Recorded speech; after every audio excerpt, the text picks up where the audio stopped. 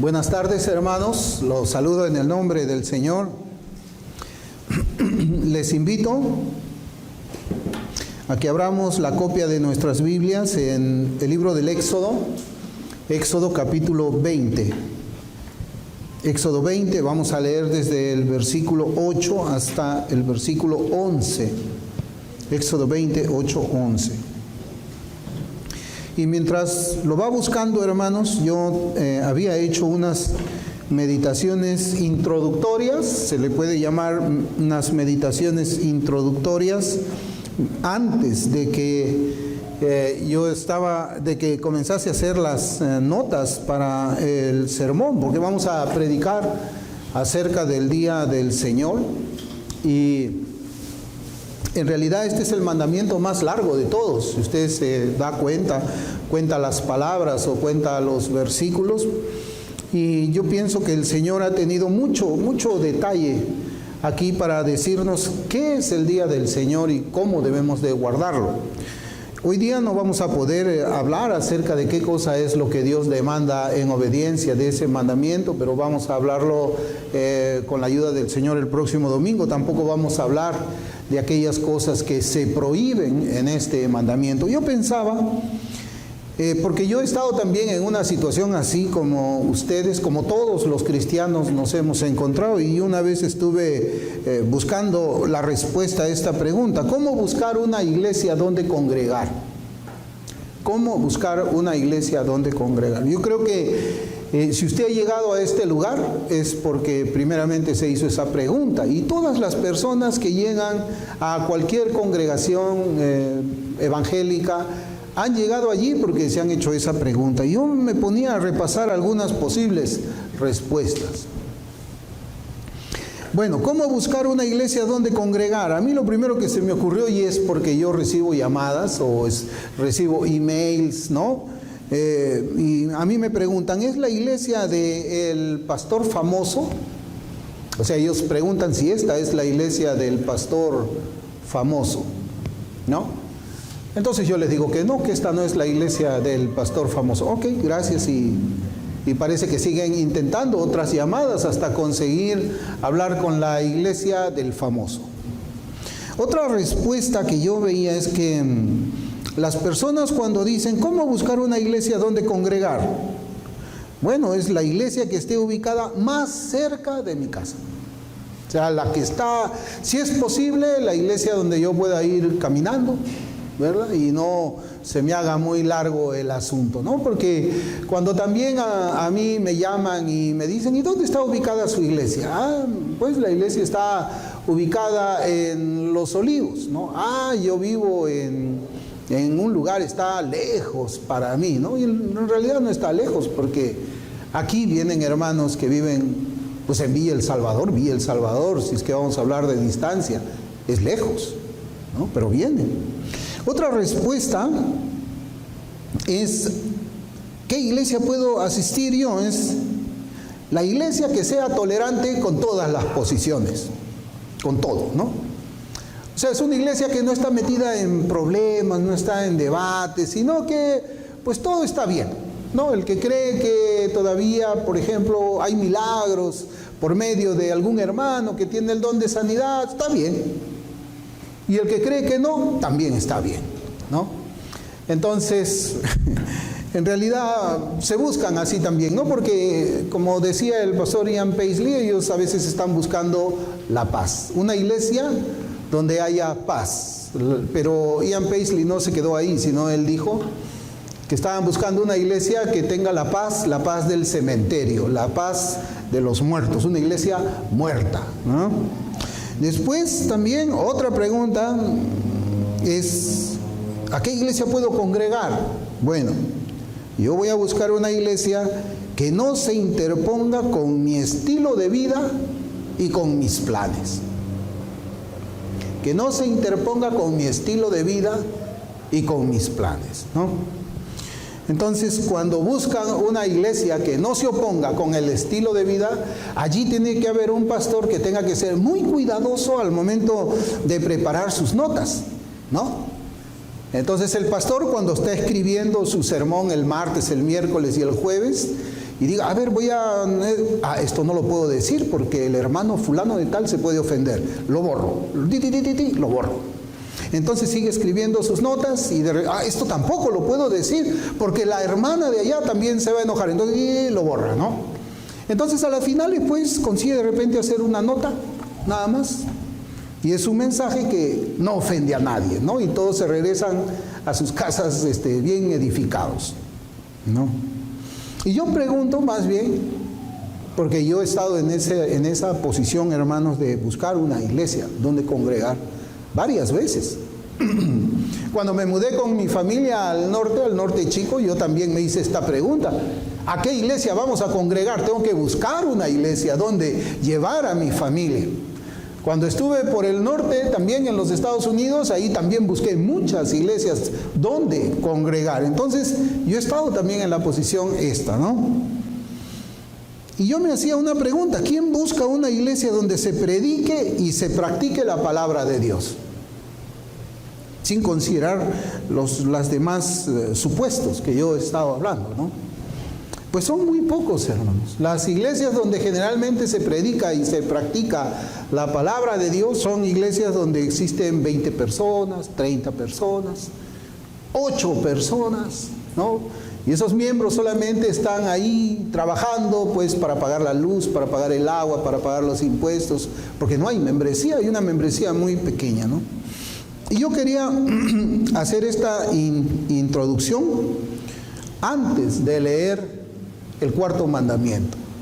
Porque cuando se predica el cuarto mandamiento haciendo una exégesis, una hermenéutica correcta, y cuando se revisa, ¿no?, en la historia, porque uno también hace sus notas del sermón y dice, voy a revisar cómo es que pensaba Spurgeon de esto, ¿no? O cómo pensaban los puritanos, o cómo pensaban los reformadores acerca del día del Señor. No vaya a ser que yo esté llegando pues a un punto en que estoy equivocado. A mí me parece que esto debe ser, pero voy a verificar. Y cuando comienzo a ver de que la iglesia del pasado, la iglesia primitiva, pensaba de esta manera, entonces yo digo, muy bien, esto es el sermón. Este es el sermón que ha sido predicado desde que nació la iglesia del Señor Jesucristo. Es más, cuando hablamos nosotros del cuarto mandamiento, esto es lo que practicaban Adán, desde Adán hasta nuestros días. Todos los que han sido salvados por la gracia del Señor han visto el cuarto mandamiento como yo lo voy a exponer. Entonces, habiendo dicho esta introducción un poquito larga, hermanos, porque este tema es extenso, pero voy a procurar yo siempre recoger los principios para que ya el Espíritu Santo trabaje en el corazón y en la mente de cada uno. Éxodo 20, capítulos del 8 al 11, dice, acuérdate del día de reposo para santificarlo. Acuérdate, 6 días trabajarás y harás toda tu obra, mas el 7º día es reposo para Jehová tu Dios. No hagas en él obra alguna, tú, ni tu hijo, ni tu hija, ni tu siervo, ni tu criada, ni tu bestia, ni tu extranjero que está dentro de tus puertas. Porque en 6 días hizo Jehová los cielos y la tierra y el mar y todas las cosas que en ellos hay, y reposó en el 7º día. Por tanto, Jehová bendijo el día de reposo y lo santificó. Pues, ¿qué significa esa palabra santificar?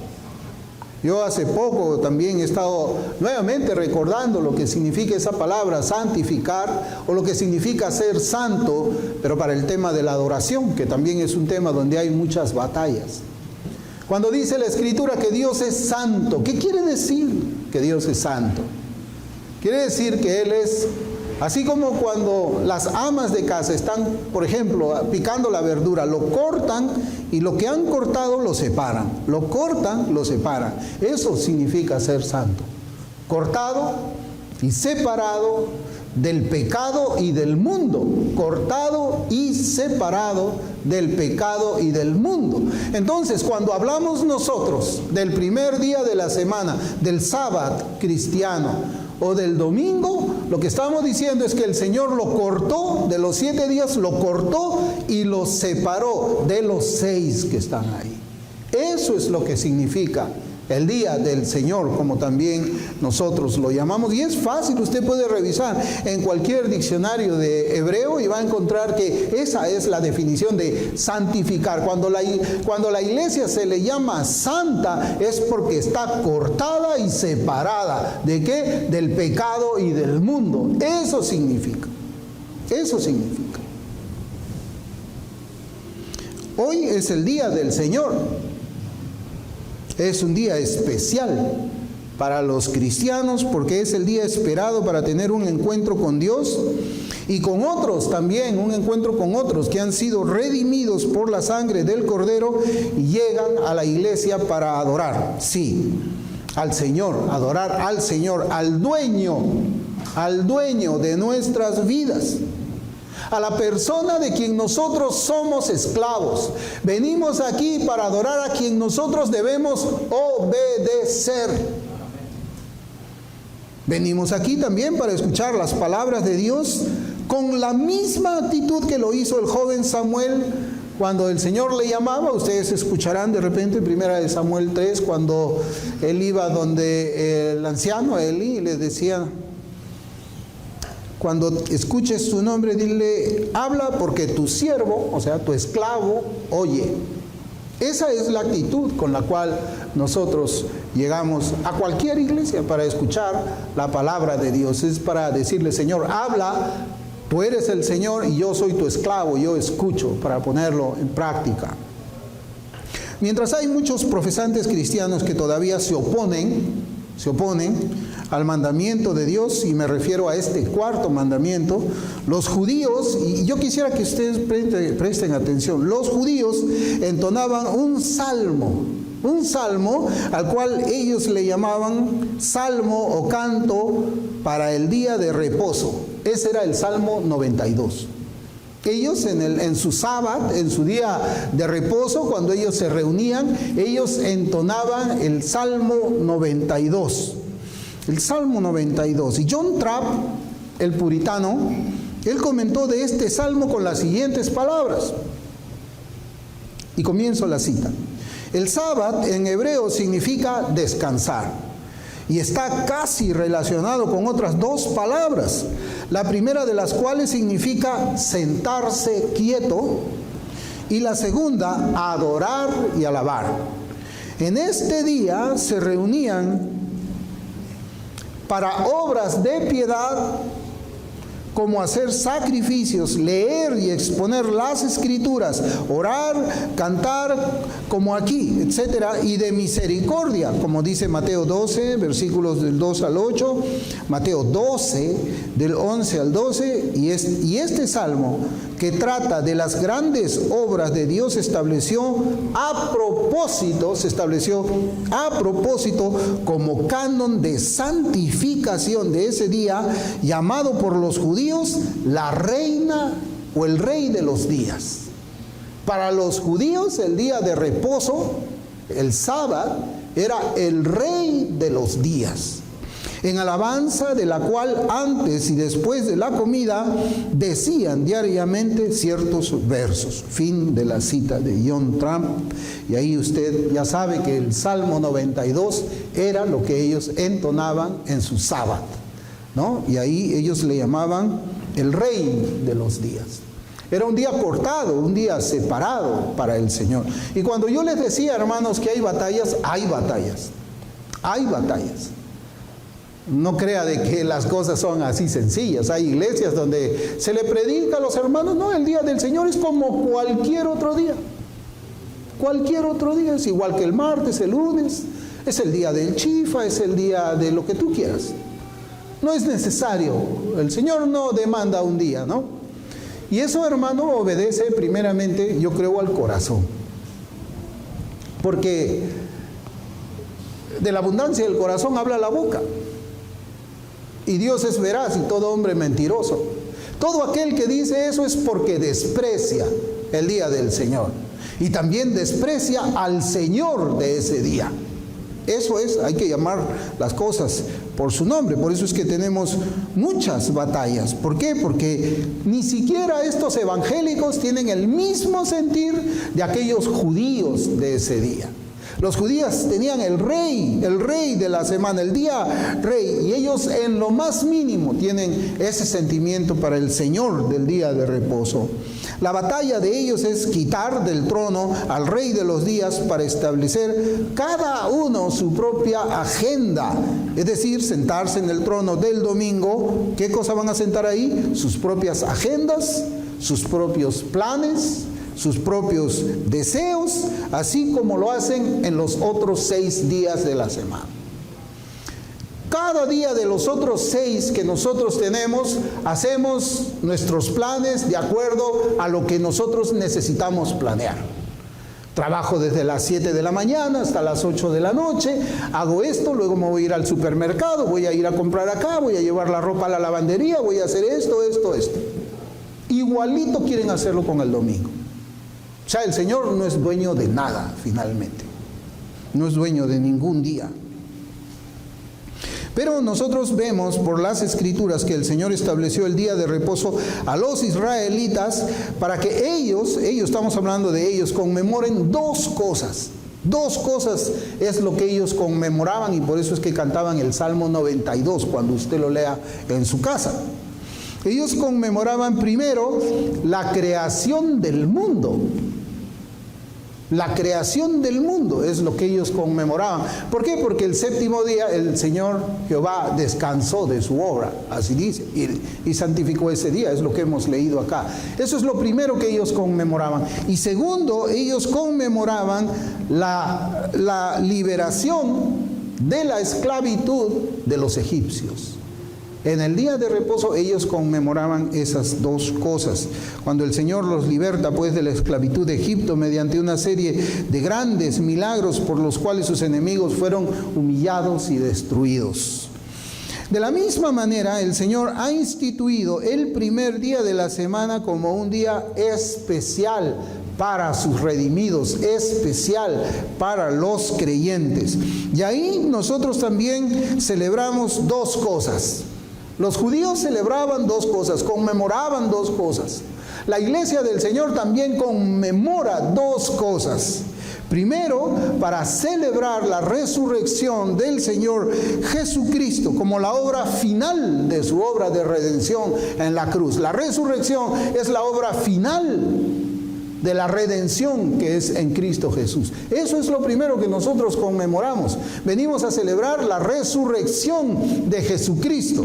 Y en segundo lugar, para recordar que por medio de esa obra nosotros fuimos liberados, no de la esclavitud de Egipto. Hemos sido libertados de la esclavitud del pecado. Hay una similitud, hermano, entre la religión judía y la verdadera religión cristiana.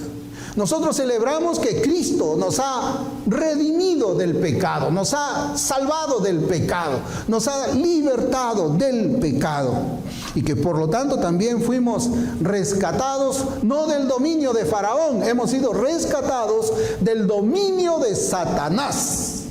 Eso es lo que nosotros celebramos. Para recordar pues que el Señor venció poderosamente a sus enemigos y a la misma muerte. ¿Para qué? Para hacernos sus siervos, pero libres. Somos esclavos, pero libres. Libres del pecado, esclavos de Cristo. Eso es lo que nosotros celebramos. Nuestro versículo dice: acuérdate del día de reposo para santificarlo.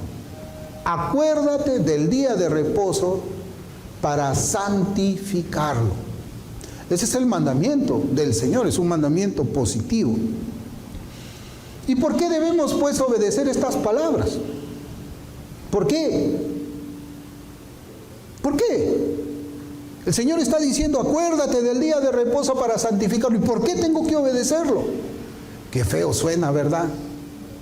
Qué feo suena que yo diga así, que yo cuestione ¿por qué tengo que obedecer yo? ¿Saben por qué? Porque Él ordena, por eso tengo que obedecerlo.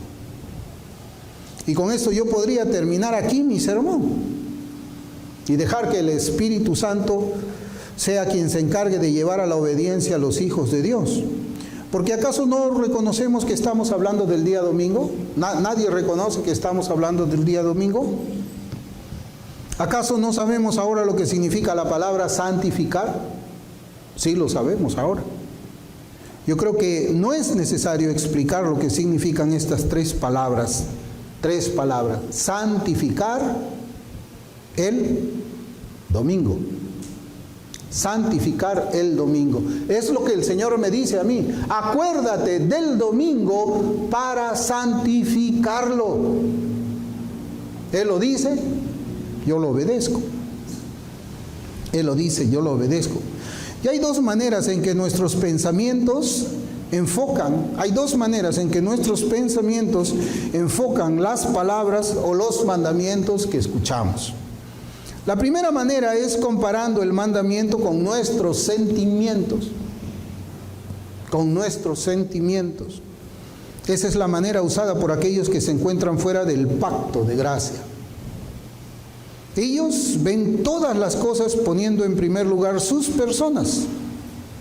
Es decir, y para este caso del cuarto mandamiento, ellos aceptan los mandamientos que les convienen, no los que les gustan, y rechazan los mandamientos que no les convienen, los mandamientos que interfieren con sus planes, los mandamientos que interfieren con sus emprendimientos, con sus agendas y con todo eso. Y así piensa, hermanos, y actúa una persona que está sin Dios por el mundo.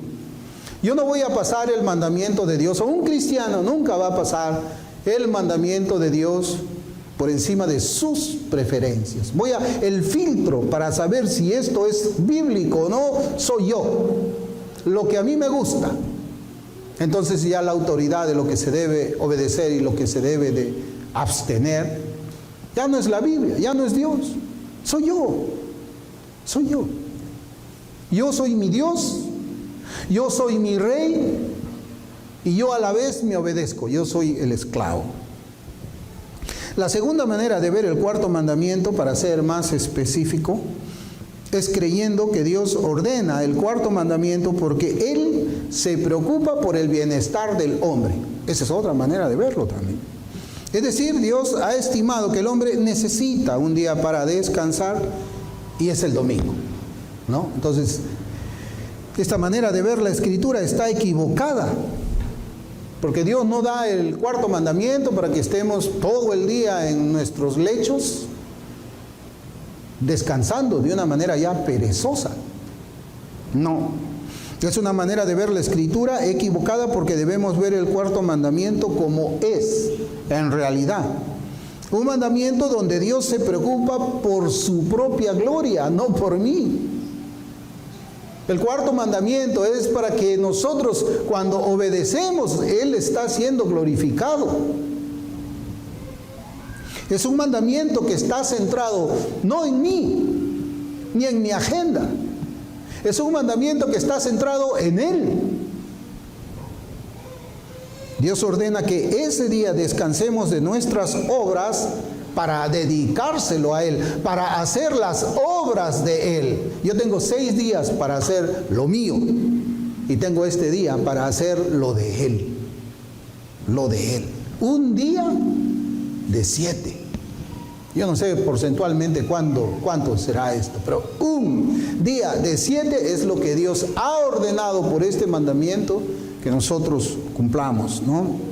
Y es un mandamiento de nuestro Salvador y Rey, ¿no? Si yo digo que Cristo es mi Rey, que Cristo es mi Salvador, entonces yo debería estar en obediencia a este mandamiento. Y obedeciendo, hermanos, no apretando los dientes, sino obedeciendo con un corazón alegre. Ahora pues, siendo honestos, debemos reconocer que los incrédulos no quieren dedicarle nada a Dios. El incrédulo no quiere dedicarle absolutamente nada a Dios, ni un minuto, ni una hora. De eso es mentira, eso que se van a hacer una procesión y están 3 horas ahí bajo el sol. Eso es mentira, eso lo hacen por ellos mismos. Ellos están muertos en delitos y pecados. Su religión es vana, su religión es mentira. Ellos están ahí por su propio prestigio, por alguna razón egoísta, pero nunca para darle la gloria a Dios. ¿Por qué? Porque están muertos en delitos y pecados. Entonces, los incrédulos no le dedican nada a Dios, menos le van a dedicar un día de 7. Ellos toman los 7 días para sus propios asuntos egoístas. Ellos trabajan 6 días, de lunes a sábado, y el 7º día es el día para ir a comer, para ellos. Es el día para ir a la playa, también para ellos. Es el día para ganar más dinero, para ellos también. Los 7 días son para ellos. Para ellos. El mandamiento dice, acuérdate del día de reposo para santificarlo. Y estas palabras nos enseñan que el mandamiento ya existía antes de su promulgación. Aquí estamos en Hechos 20. Pero el Señor dice, acuérdate, no dice un mandamiento nuevo te doy, que a partir de ahora tú vas a comenzar a guardar un día de 7. No, acuérdate, no te olvides. Te voy a hacer recordar un día de 7, un día de santo. Acuérdate. Pero ahora lo pone, lo escribe con su dedo en tablas de piedra. Acuérdate, dice el Señor a los israelitas. Y ese día, hermanos, fue instituido ¿cuándo? En la creación del mundo. Éxodo 20:11 dice, porque en 6 días hizo Jehová los cielos, la tierra, el mar y todas las cosas que en ellos hay, y reposó en el 7º día, o sea, en el día de la creación lo hizo, en la creación. Así que no era un mandamiento nuevo que el Señor estaba dándoles a los israelitas y a los cristianos. El día de reposo ya existía desde la creación del mundo. Lo que leemos en Éxodo 20 es la remembranza del mandamiento dado por Dios desde el principio. Génesis 4:26. Y a Set también le nació un hijo y llamó su nombre Enos. Entonces los hombres comenzaron a invocar el nombre de Jehová. Y es evidente que cuando comenzaron a invocar el nombre de Jehová lo hicieron en un día especial. Éxodo 5:1. Después Moisés y Aarón entraron a la presencia de Faraón y le dijeron, Jehová, el Dios de Israel, dice así, deja ir a mi pueblo a celebrarme fiesta en el desierto. Hermanos, los israelitas, por causa de la esclavitud en el trabajo, ellos mientras estaban bajo el yugo de Egipto, nunca guardaron el día del Señor, nunca separaron un día para Cristo. ¿Por qué? Porque ellos trabajaban los 7. Estaban en esclavitud. El hombre sin Cristo también nunca guarda uno de 7 porque está en la esclavitud del pecado, está en la esclavitud de satisfacer sus deseos carnales, de darle placer a su carne. Para mí es placentero estar en la playa hoy día, no que voy a estar encerrado yo en una iglesia evangélica escuchando la palabra de Dios, eso jamás. Éxodo 16, también estamos antes de Éxodo 20, versículos del 22 al 23, dice, en el 6º día recogieron doble porción de comida. Acá están hablando del maná. 2 gomeres cada uno, y todos los príncipes de la congregación vinieron y se lo hicieron saber a Moisés. Y él les dijo, esto es lo que ha dicho Jehová, mañana es el santo día de reposo, el reposo consagrado a Jehová. Lo que habéis de cocer, cocedlo hoy, y lo que habéis de cocinar, cocinadlo. Y todo lo que os sobrare, guardadlo para mañana. El maná, un día antes del día de reposo, caía en doble porción, para que el día de reposo ellos no tengan que recoger maná. Ya lo tenían guardado. Todos los pasajes relacionados con la observancia del día de reposo ocurrieron antes de que sean escritos por el dedo de Dios en esas tablas de piedra. Por lo tanto, acuérdate del día de reposo para santificarlo, no era ni es un mandamiento nuevo. El día de reposo Nunca, y yo quisiera que esto quiero resaltar estas palabras. El día de reposo nunca ha sido un día de tristeza. Nunca. El que viene aquí, viene contento. Ahí está en su ómnibus, está en su taxi, no sé. Voy a tener comunión con mis hermanos, vamos a cantar himnos, vamos a escuchar la palabra de Dios, ¿no? Como dice, me alegré con los que me dijeron, vamos a la casa del Señor. Esa es la actitud de un cristiano. Nadie viene aquí obligado, con un corazón triste, con una actitud enojada. No, todos los cristianos venimos aquí sin tristeza, ni de fastidio, y mucho menos vamos a considerar el día del Señor como un día de carga. No es un día de carga. Por eso recordemos que los israelitas cantaban ese día el Salmo 92. Yo voy a leer el Salmo 92, versículos del 1 al 4. En la Escritura dice: bueno es alabarte, oh Jehová, y cantar salmos a tu nombre, oh Altísimo, anunciar por la mañana tu misericordia y tu fidelidad cada noche, en el decacordio y en el salterio, en tono suave con el arpa, por cuanto me has alegrado, oh Jehová, con tus obras, en las obras de tus manos me gozo. Eso era lo que ellos cantaban en su sábado, en su día de reposo, en el día del Señor. Eso es lo que ellos cantaban. ¿Cómo me alegro, Señor, de tu creación? Porque ellos conmemoraban la creación del Señor. Me alegro, me gusta, me regocijo de estar delante de tu presencia, oh Altísimo. Hermanos, si ellos que no tenían el Espíritu Santo, muchos de ellos no tenían el Espíritu, se alegraban de esa manera, ¿cuánto más un hijo de Dios? Pero no es así en la actualidad, no es así, no vaya a creer que es así. No es así, hermanos. No es el día del Señor en muchas congregaciones, son la mañana del Señor. ¿No? La mañana comienza desde las 7, termina al mediodía, nos decimos chao en la iglesia, y de ahí me voy a lavar mi ropa, de ahí me voy al cine, de ahí continúo yo con lo mío, con lo que yo siempre he hecho. Solamente son la mañana del Señor. No es así en la actualidad, donde para muchos que afirman haber sido justificados por esa resurrección, acuérdense que hoy día estamos celebrando la resurrección de Cristo, y por su resurrección hemos sido justificados, dice la Biblia.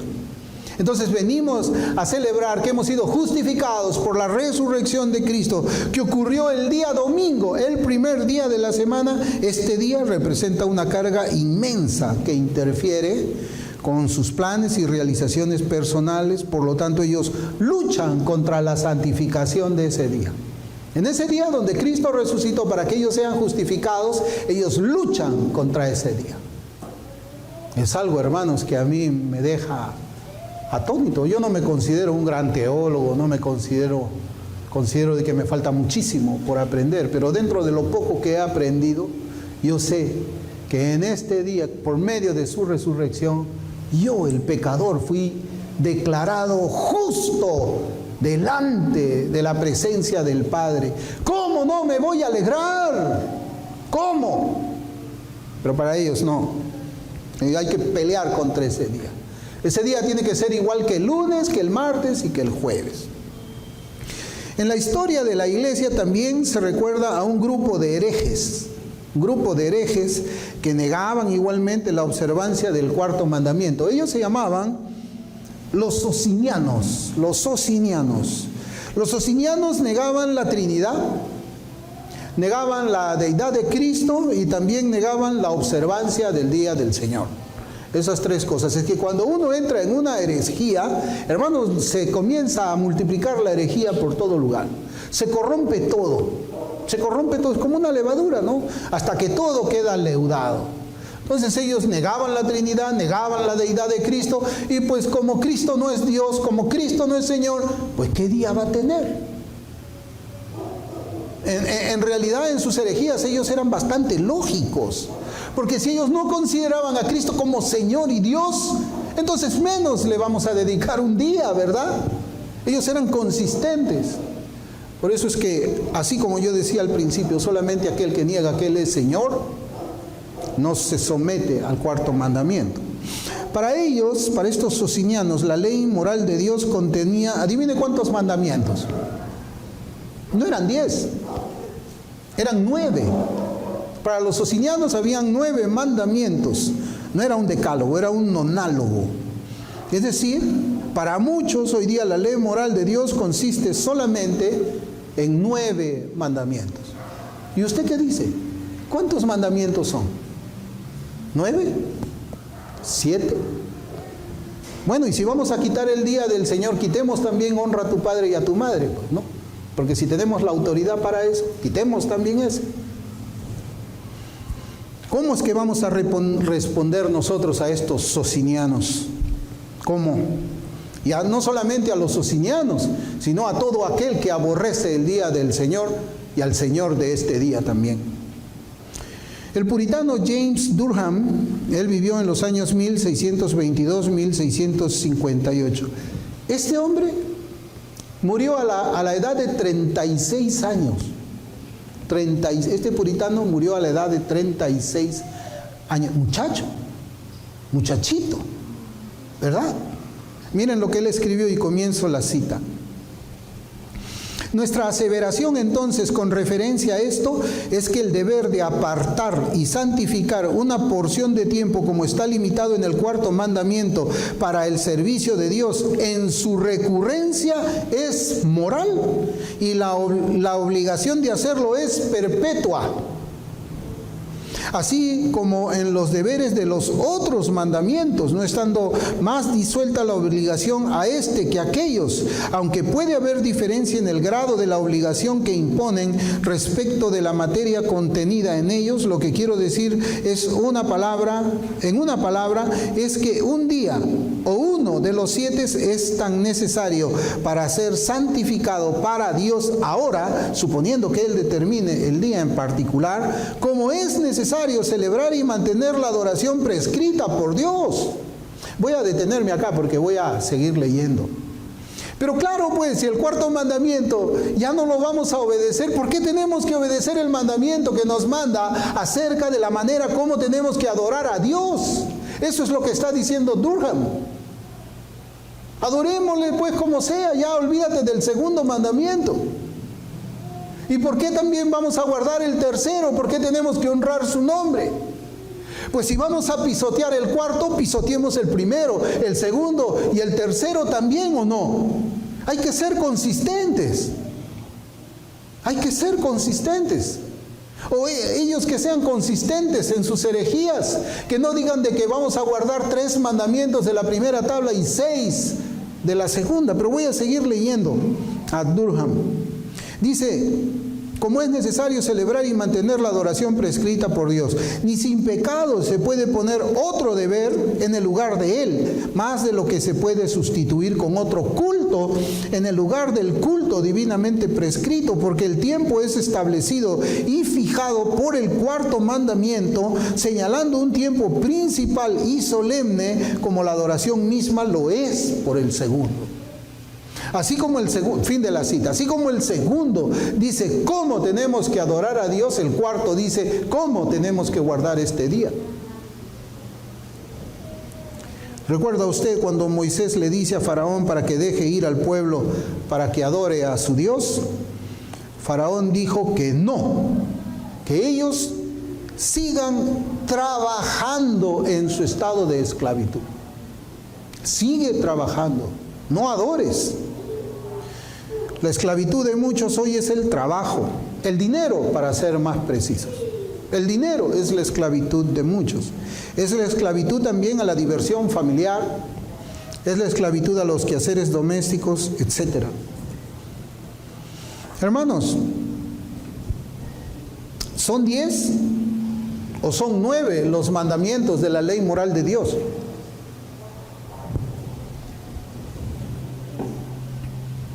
Recordemos las palabras del puritano James Durham, cuando compara la recurrencia moral. Mire, o sea, él está diciendo, el cuarto mandamiento tiene carácter moral y él debe ser perpetuo, o sea, debe ser observado hasta la venida de Cristo. Es decir, si el cuarto mandamiento no tiene carácter moral ni perpetuo, entonces tampoco lo tiene el mandamiento que nos ordena a honrar a nuestros padres, ni los mandamientos que nos ordenan a no matar, no mentir, no adulterar, ni los mandamientos que nos prohíben a tener otros dioses, ni el que regula la adoración a Dios, ni el que prohíbe los ídolos tampoco. Miren, yo cuando leía a Durham, hermanos, hablar así del cuarto mandamiento, yo recordé lo que Santiago, en su epístola, él escribe, en Santiago 2:11. Él escribe ahí, porque el que dijo no matarás, el que dijo no cometerás adulterio, también ha dicho no matarás. Ahora bien, si no cometes adulterio, pero matas, ya te has hecho transgresor de la ley. Y la pregunta es, hermanos, sabemos que Dios es quien escribió Santiago 2:11, pero la pregunta es, ¿tenía el escritor en su mente solo el sexto y séptimo mandamiento? Porque esos son los dos mandamientos que él hace referencia. ¿Tenía en su mente solo esos mandamientos? Es decir, decía Santiago que si quebrantamos el cuarto mandamiento, ¿no nos hemos hecho transgresores de toda la ley? En realidad no son palabras de Santiago, son las palabras de Dios. Dice Dios que ahora no importa si guardamos 9 mandamientos porque ya no es importante separar un día para Él. ¿Es eso lo que dice Dios? ¿O eso es lo que nosotros creemos?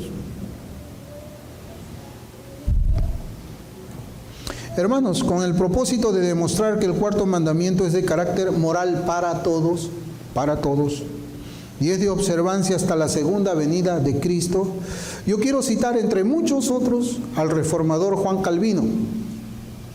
Yo cito así a los antiguos para que no se diga, no, es nuevo, es esto del cuarto mandamiento antes no era, no, era así. Yo el próximo sermón yo voy a traer también citas de los padres de la iglesia respecto del cuarto mandamiento.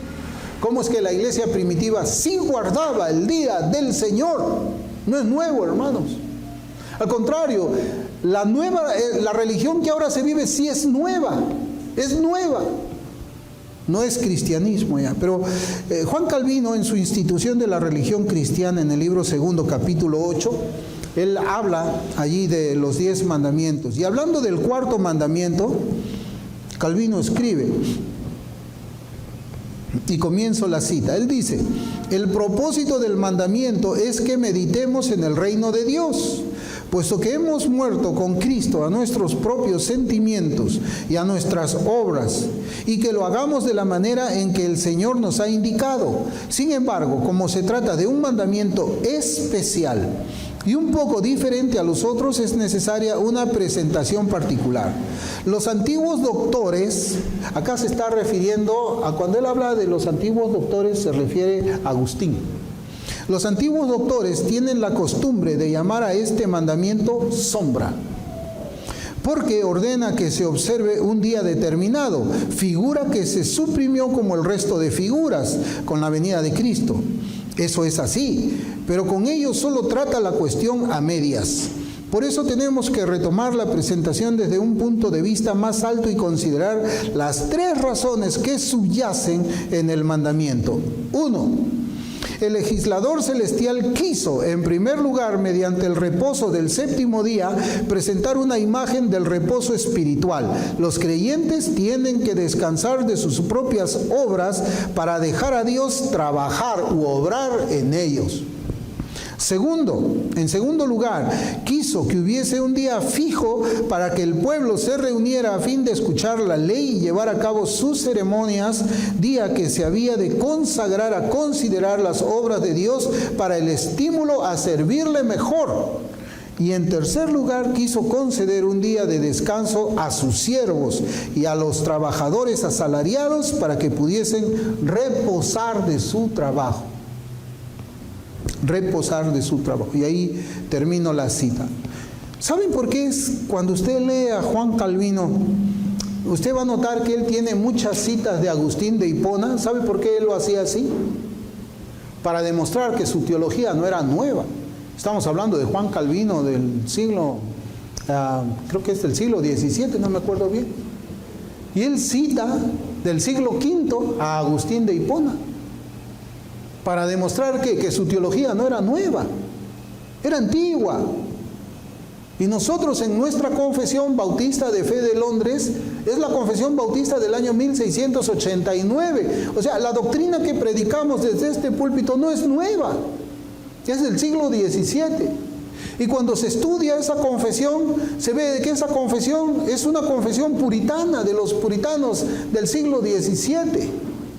Y cuando leemos a los puritanos, ellos citan mucho a los padres de la iglesia también. O sea, estamos hablando de una teología que es del siglo I, del siglo II, de la era evangélica.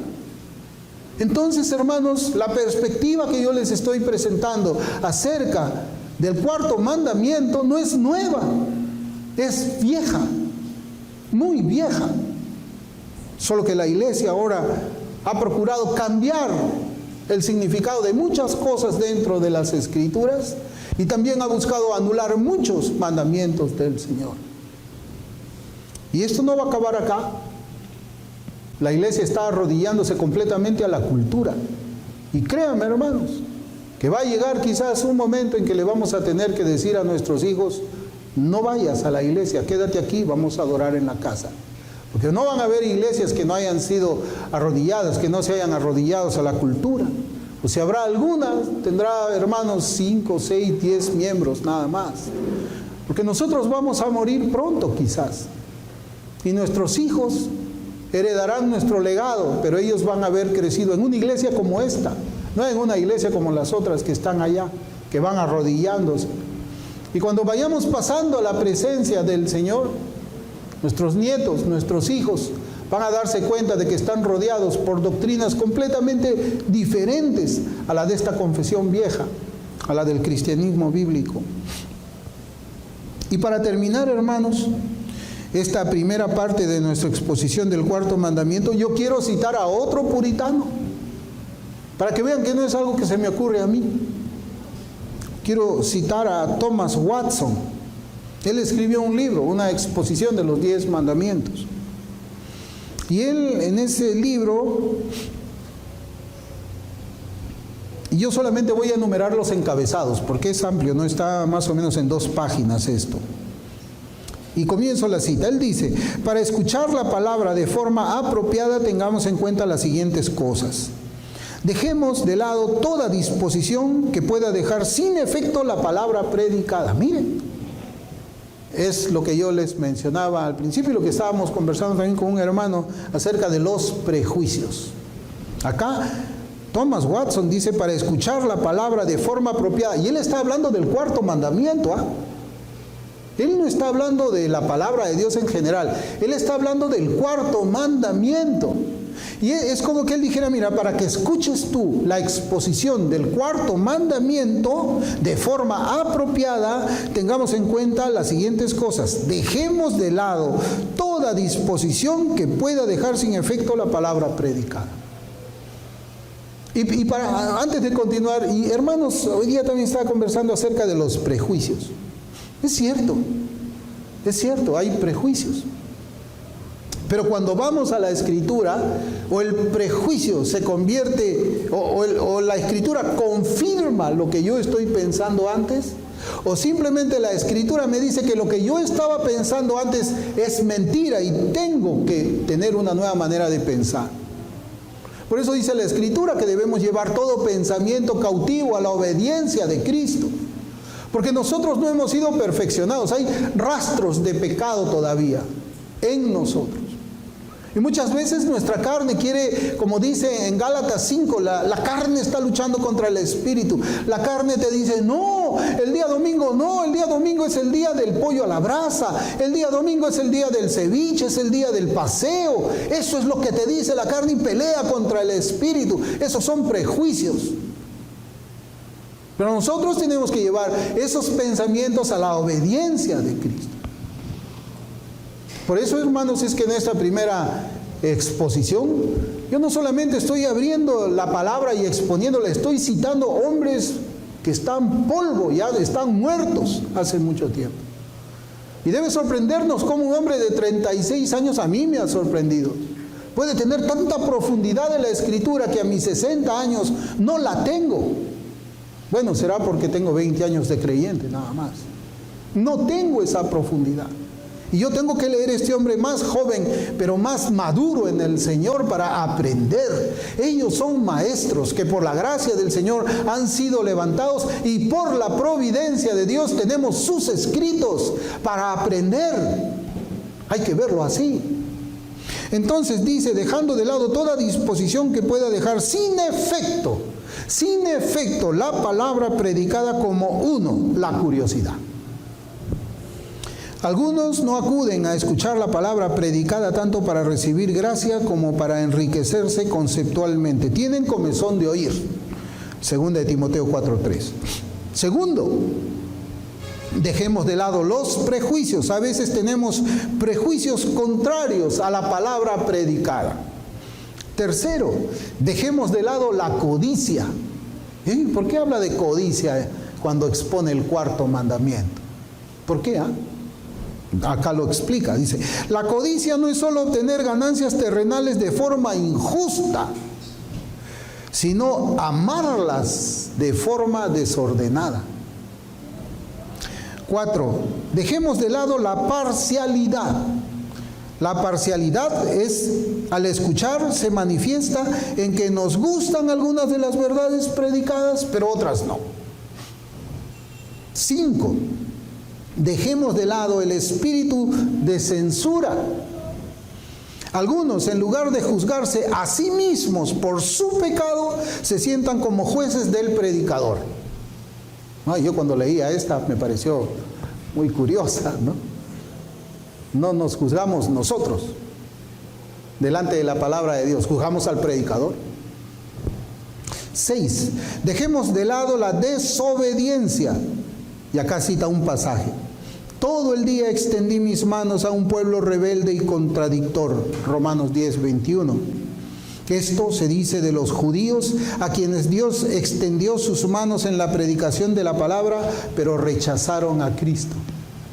Fin de la cita de Watson. Hermanos, esto es solamente la introducción al cuarto mandamiento. Y el Señor posiblemente también nos está hablando ahora por medio de esos escritos de Thomas Watson. Él dice, todo el día extendí mis manos a un pueblo rebelde y contradictor. Extendí mis manos a un pueblo que ha anulado el cuarto mandamiento. Extendí mis manos a un pueblo que no me reconoce como Señor del día de reposo.